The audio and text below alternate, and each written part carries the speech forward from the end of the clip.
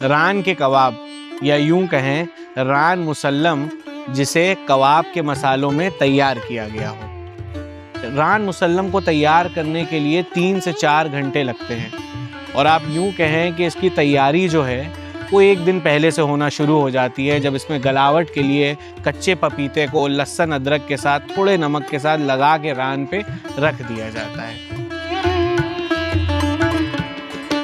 इसके जो मुख्तलिफ मसाले हैं और इसमें एक ख़ास मसाले का जिसका इस्तेमाल होता है वो है पोटली का मसाला। और फिर इसके बाद इसमें मेवों से ग्रेवी तैयार की जाती है और उसको उस पर चिपकाया जाता है और लगन में इसको तैयार किया जाता है।